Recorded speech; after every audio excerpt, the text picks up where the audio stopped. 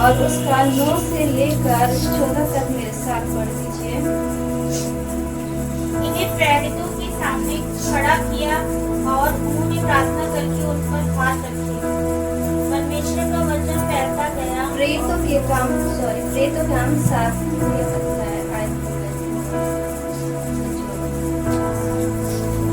कुलपतियों ने यूसुफ से ढहा करके उसे मिस्र देश जाने वालों के हाथ भेजा, परंतु परमेश्वर उसके साथ था और उसे उसके सब कलेशों से छुड़ाकर मिस्र के जाना।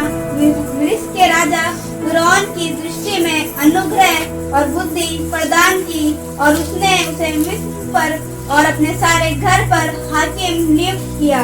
तब मिस्र और कनान के सारे देश में अकाल पड़ा, जिससे भारी कलेश हुआ और हमारे बाप दादों को अन्न नहीं मिलता था। परंतु याकूब ने यह सुनकर कि मिस्र में अनाज है, हमारे बाप दादों को पहली बार भेजा। दूसरी बार यूसुफ ने स्वयं को अपने भाइयों पर प्रकट किया और यूसुफ की जाति फिरौन को मालूम हो गई। तब यूसुफ ने अपने पिता याकूब और अपने सारे कुटुंब को, जो 75 व्यक्ति थे, बुलवा भेजा। आमेन, हालेलुया। तो क्या है, जब परमेश्वर हमारे साथ है तो क्या हमारा विरोधी कोई हो सकता है? नहीं हो सकता है। उसी तरह हम यूसुफ के बारे में जानते हैं और जिनके पास बाइबल है वो जानते हैं यूसुफ का कैरेक्टर कैसा था। तो क्या उसे अपनों ही नहीं, उसके अपने भाइयों ने क्या किया था? बेच दिया था। किसके हाथ? मिस्रियों के हाथ बेच दिया था। वो एक सुंदर रूपवान व्यक्ति था, जवान लड़का था। कौन? यूसुफ था। हालेलुया। 12 भाइयों में से एक था। तो बाइबल बताती है कि कुलपतियों ने यूसुफ से डाह करके उसे मिस्र देश जाने वालों के हाथ बेच डाला। मतलब कुलपतियों, मतलब उसके घराने के, उसके भाई लोग जो थे, क्या करा? उसने यूसुफ को बेच डाला। किसके हाथ बेच डाला? मिस्र के हाथ बेच डाला। क्यों? उससे लड़ाई झगड़ा करके, उससे बहसबाजी करके। क्यों? वो सुंदर था, रूपवान था और उसका पिता में उससे क्या रखता था? प्रेम रखता था। हालेलुया। तो जब परमेश्वर यूसुफ के साथ था, परमेश्वर यूसुफ के साथ क्यों था? क्योंकि यूसुफ परमेश्वर के वचन में बना था। हालेलुया। परमेश्वर की आज्ञाओं को मानने वाला व्यक्ति था, परमेश्वर के वचनों पर चलने वाला व्यक्ति था। परमेश्वर ने यूसुफ को एक दर्शन दिया था और वो दर्शन उसने अपने भाइयों को और अपने पिता को जब इस बात के बारे में बताया तो उसके भाई इस बात से चिढ़ गए कि क्या हमारा ये छोटा भाई हम पर राज करेगा। लेकिन वो राज करने का अधिकार किसने दिया था? परमेश्वर ने दिया था। हालेलुया। तो क्या हुआ? उसके अपने भाइयों ने यूसुफ को बेच डाला, लेकिन वो इस बात से अनजान थे कि परमेश्वर उनके साथ है। तो आगे क्या लिखा है? परंतु परमेश्वर उसके साथ था। हालेलुया। कुलपतियों ने यूसुफ से डाह करके, उससे बहसबाजी करके क्या करा? मिस्रियों के हाथ क्या करा? बेच डाला। किसे? यूसुफ को। और जबकि यीशु के साथ कौन था? प्रभु यीशु मसीह था। हालेलुया। परमेश्वर पिता यीशु के साथ था। इसका मतलब इस वचन से हम ये सीखते हैं कि जब कुलपतियों ने यीशु को मिस्रियों के हाथ भेजा, मतलब जब परमेश्वर उसके साथ था, क्या उसके जीवन में ऐसी विपत्ति आनी संभव थी? नहीं, लेकिन उसके जीवन में किसी बात की घटी थी। हालेलुया। और जो बात की घटी थी परमेश्वर जानता था उस बात को। तो क्या हुआ? जब कुलपतियों के द्वारा यीशु बेचा गया, मतलब वो नहीं बेचा गया, उसकी बुरी आदतें बेची गई। आमेन, हालेलुया। उसकी बुरी आदतें बेची गई और आगे आयत में लिखा कि परमेश्वर उसके साथ था। लेकिन उसमें आगे क्या लिखा है? और उसे उसके सब कलेशों से छुड़ाकर मिस्र के राजा फिरौन की दृष्टि में अनुग्रह और बुद्धि प्रदान की। क्या लिखा है कि परमेश्वर ने क्या किया? राजा फिरौन, जो मिस्र का राजा था, उसने क्या किया? परमेश्वर ने मिस्र के राजा फिरौन की दृष्टि में और अनुग्रह और बुद्धि क्या की? प्रदान की। और उसने मिस्र पर और अपने सारे घर पर हाकिम नियुक्त किया। मतलब जो यूसुफ था वो भेड़ बकरी चराने वाला व्यक्ति था। एक नौजवान 23 से 24 साल की उम्र होगी, सुंदर सुशील रूपवान लड़का था। 12 भाइयों में उसकी गिनती होती है, लेकिन परमेश्वर यीशु के साथ था। जब उसके घराने वालों ने उसको बेचा, उसके कुलपतियों ने उसको बेचा, उसके भाइयों ने मिस्रियों के हाथ भेजा, तो परमेश्वर ने आगे वचन में क्या कहता है कि परमेश्वर उसके साथ था। जब मिस्र के हाथ बेचा गया यीशु, तो क्या लिखा है आगे आयत में कि राजा फिरौन की दृष्टि में अनुग्रह और बुद्धि क्या की, प्रदान की। और किसने की? उस परमेश्वर ने प्रदान की। और उसने फिरौन ने क्या किया? यूसुफ को मिस्र का प्रधानमंत्री नियुक्त कर दिया। आमीन, हालेलुया। आज अगर हमारे जीवन में ऐसी कोई परिस्थिति है, आप ये ना सोचिए कि हमारे जीवन में ये विपत्ति की मारी, क्या पता कोई ऐसी कमी है जिसकी वजह से हम आशीषों को रोके बैठे हैं। हालेलुया। ऐसे ही यूसुफ था। यूसुफ किसी न किसी चीज में घटी कर रहा था, किसी न किसी चीज में अपनी आशीषों को रोक के बैठा था। जब परमेश्वर उसके साथ था, क्या उसको बेचा जा सकता था? नहीं। इस वचन से हम ये सीखते हैं कि यीशु बेचा गया, मतलब उसकी कमियों को, उसकी कमजोरियों को बेचा गया। हालेलुया। और जब उसकी कमजोरियों को, उसकी कमियों को बेचा गया, तो यूसुफ आजाद हुआ। और जब यूसुफ आजाद हुआ, तो मिस्र का राजा जो फिरौन था, उसके दृष्टि में क्या क्या परमेश्वर ने अनुग्रह और बुद्धि प्रदान की। किसके प्रति? यूसुफ के प्रति। और फिरौन ने यूसुफ को क्या बना दिया? मिस्र का प्रधानमंत्री नियुक्त कर दिया। और आगे लिखा है, तब मिस्र और कनान के सारे देश में अकाल पड़ा, जिससे भारी कलेश हुआ और हमारे बाप दादों को मन्ना नहीं मिलता था। परंतु याकूब ने यह सुनकर कि मिस्र में अनाज है, हमारे बाप दादों को पहली बार भेजा। हालेलुया।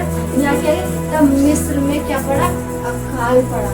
लेकिन क्या जब मिस्र में अकाल पड़ा तो खाने के लिए कोई भी व्यवस्था नहीं थी, खाने के लिए कुछ भी नहीं था। लेकिन जिसे बेचा गया था, हालेलुया, और जिस देश में उसको भेजा गया था, उस देश का प्रधानमंत्री प्रभु यीशु मसीह ने नियुक्त किया।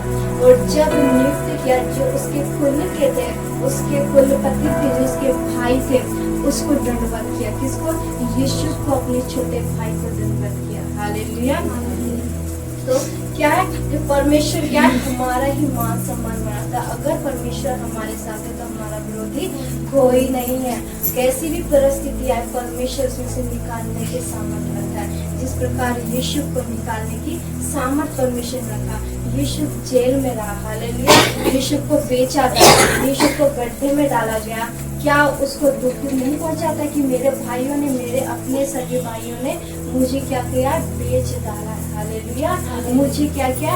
उस गड्ढे में गिरा डाला है। लेकिन परमेश्वर उसके साथ था। वो वचनों में परमेश्वर के खड़ा और अड़ा रहा। और जब परमेश्वर के वचनों में वो बना रहा, तो परमेश्वर भी उसके साथ साथ था। बाइबल बताती है, जब हम परमेश्वर का आदर सम्मान करते हैं, तो परमेश्वर हमारा आदर सम्मान करता है। हालेलुया। तो हम इस बात से ये सीखते हैं। तब क्या है? तब मिस्र और कनान के सारे देश में क्या पड़ा? अकाल पड़ा। जो इस जिन कुलपतियों ने बेचा था, किसको? यीशु को बेचा था, तो ऐसा हुआ कि सारे मिस्र में क्या पड़ गया? तब मिस्र और कनान के सारे देश में अकाल पड़ा। कहीं भी खाने की व्यवस्था नहीं थी। लेकिन जिसको बेचा यीशु के पास ही वो कुलपति गए। हालेलुया। उसी के आगे उन्होंने उसको दंडवत किया, और उसने ही उनको, अपने घराने के लोगों को, अपने कुलपति के लोगों को क्या खिलाया? खाना खिलाया। हालेलुया। तो क्या हम निराश ना हो कि हमारी परिस्थिति कैसी भी हो। आज चाहे हम कैसी भी कंडीशन में हो, परमेश्वर आपको हर एक परिस्थिति से, हर एक तकलीफों से, हर एक परेशानी से निकालने के सामर्थ्य रखता है, जिस प्रकार यीशु का रखा। बाइबल बताती है, आदम के द्वारा मृत्यु आई तो यीशु मसीह के द्वारा जीवन आया। हालेलुया। मेरे साथ प्रेरितों के काम, उसकी अध्याय, प्रेरितों के काम,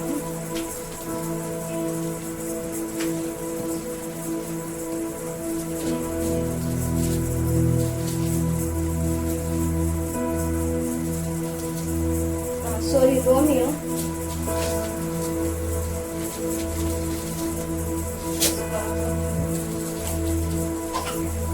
रोमियो का 5 का 12 पद, 12-13 शब्द।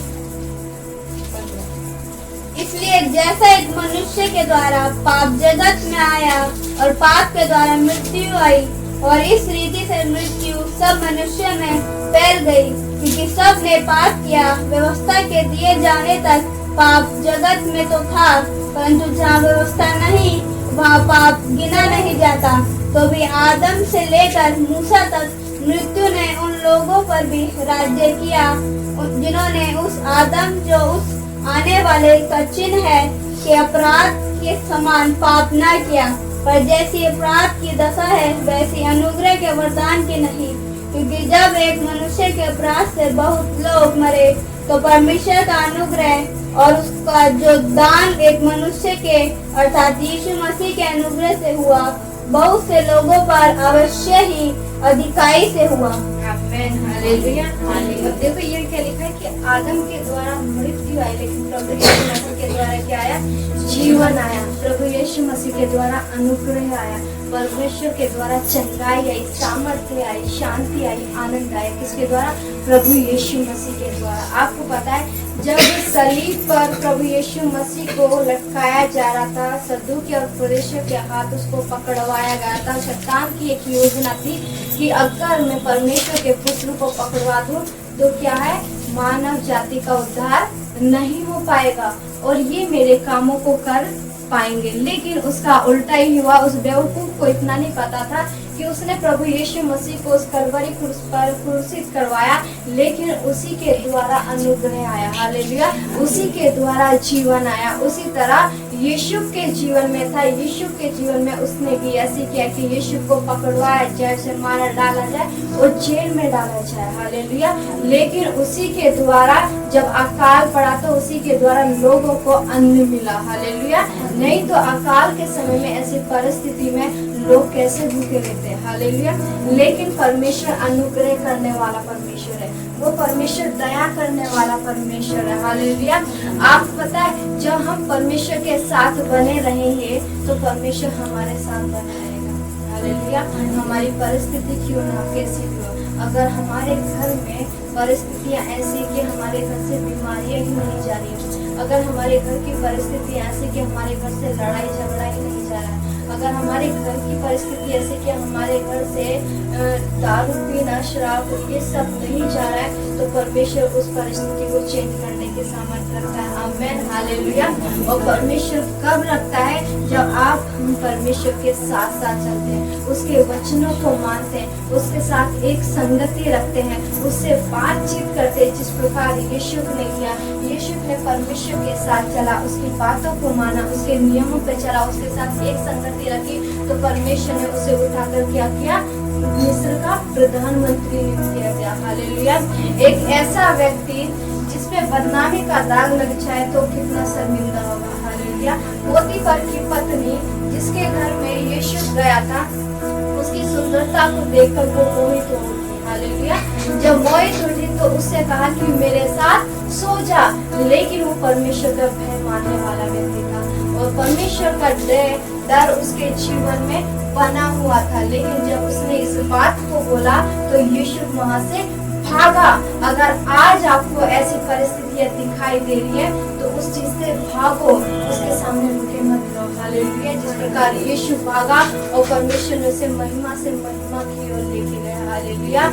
आज यीशु के कैरेक्टर को कौन सभी इतना पसंद करते कि मुझे यीशु पसंद है, मुझे यीशु पसंद है। क्यों पसंद है? क्योंकि यीशु एक ऐसा व्यक्ति था जो परमेश्वर के साथ साथ चलने वाला व्यक्ति था। हालेलुया। क्योंकि परमेश्वर जिसके साथ है उसका विरोधी कोई नहीं हो सकता, उसके जीवन में कोई दुख नहीं आ सकता। इसी तरह यीशु के जीवन में भी परमेश्वर ने अनुग्रह किया। वो भाइयों में सबसे छोटा था। 12 भाई थे, 12 भाइयों में क्या था? सबसे छोटा यूसुफ था और परमेश्वर ने उस यूसुफ पर भी उठा के खड़ा किया। हालेलुया। उसे प्रधानमंत्री नियुक्त कर दिया। हालेलुया। मैंने अभी क्या कहते हैं फास्टिंग प्रेयर में बताया था कि एस्तर रानी के बारे में बताया था कि मोर्दके और एस्तर इस बात से चिंतित थे कि हम अपने लोगों को कैसे बचाव करें, हम अपने लोगों का कैसे बचाव करें। हालेलुया। हम यहूदियों को कैसे बचाव करें। लेकिन परमेश्वर की कृपा दृष्टि एस्तर रानी पर हुई तो उसने क्या किया, उसके मन में परमेश्वर ने इस बात को डाला कि जब वो परमेश्वर के साथ 3 दिन और 3 रात उपवास के साथ बैठेगी, परमेश्वर से बातचीत करेगी, उसके साथ संगति रखेगी, तो परमेश्वर उसके क्या ना कहते यहूदियों को बचाएगा। हालेलुया। उसके घराने को बचाएगा, उसके लोगों को बचाएगा। मोर्दके और एस्तर इस बात की चिंता में थी कि कैसे क्या किया जाए, क्योंकि जो एस्तर थी वो दूसरे कुल की थी। हालेलुया। और राजा को उसका पता चल जाता कि वो किस जाति के, तो उसको मार डाला जाता। लेकिन परमेश्वर का अनुग्रह ऐसा हुआ कि जो राजा था उसकी कृपा दृष्टि एस्तर रानी पर हुई और उसको एस्तर से एस्तर पटरानी बना दिया गया। हालेलुया। तो परमेश्वर अनुग्रह करता है, परमेश्वर दया करता है, परमेश्वर हमारे जीवन में आनंद और खुशियों को भरता है, लेकिन कब, जब हम उसके साथ बने रहते हैं। हालेलुया। उसकी उपस्थिति में बने रहते हैं। हालेलुया। उसकी संगति में बने रहते हैं, उसके वचनों में जब हम बने रहते हैं, तभी परमेश्वर हमारे जीवन में काम करता है। हालेलुया। अभी हमने पढ़ा ना कि एक मनुष्य के द्वारा मृत्यु आई, तो दूसरे मनुष्य के द्वारा क्या आया, जीवन आया, और वो जीवन प्रभु यीशु मसीह की है और कोई नहीं है। हालेलुया। तो उस महान परमेश्वर का धन्यवाद करते हैं कि उसने मुझे और आपको चुना, क्योंकि यूहन्ना अध्याय 3 उसके आयत नंबर 16-17 इस प्रकार कहते हैं कि परमेश्वर ने जगत से ऐसा प्रेम रखा कि उसने अपना इकलौता पुत्र दे दिया, ताकि जो कुछ पर विश्वास करे वो नाश न परंतु अनंत जीवन पाए। मतलब प्रभु यीशु मसीह पर जो विश्वास करता है वो नाश नहीं होगा कभी। हालेलुया। वो नाश नहीं होगा, वो बीमारियों में नहीं पड़ेगा। हालेलुया। वो परेशानियों में नहीं पड़ेगा, लेकिन परमेश्वर का वचन कहता है वो अनंत जीवन को पाएगा। आमीन। और वो अनंत जीवन परमेश्वर ने मेरे और आपके लिए रखा है। तो क्या परमेश्वर इतना महान परमेश्वर की खुद पुरुषित हो गया और हमको बचा लिया। हालेलुया। इतना हमसे उसने प्रेम किया। क्या कोई व्यक्ति है कि आपसे वो प्रेम करे और अपने आप को पुरुषित कर दे और आपको बचा ले? नहीं है। आपके लिए कोई लहू बहाए ऐसा कोई है नहीं है, आपके अपने भी नहीं है, लेकिन इस परमेश्वर ने आपके लिए उस कलवरी को, उस पर लहू को बहाया। हालेलुया। और हमारे लिए उसने, परमेश्वर ने कोड़े को खाए, उन मारों को खाए, परमेश्वर ने कांटे के ताज को पहना मेरे और तुम्हारे लिए। हालेलुया। अपने हाथों में उसने कीले ठुकवाए, किसके लिए? मेरे और तुम्हारे लिए, ताकि हम आजाद हो सके। हालेलुया। हम चंगाइयों को पा सके। हालेलुया। हम फ्री रह सके। हालेलुया। तो परमेश्वर इतना महान परमेश्वर कि हम पर अनुग्रह करने वाला परमेश्वर। हालेलुया। हम धन्यवाद करते हैं उस महान परमेश्वर के कि हम प्रार्थना करते हैं उस खुदावन से कि जैसे परमेश्वर ने यीशु के जीवन में काम करा वैसे ही हमारे जीवन में काम करे। हालेलुया। और प्रार्थना करते हैं उस खुदावन से कि खुदा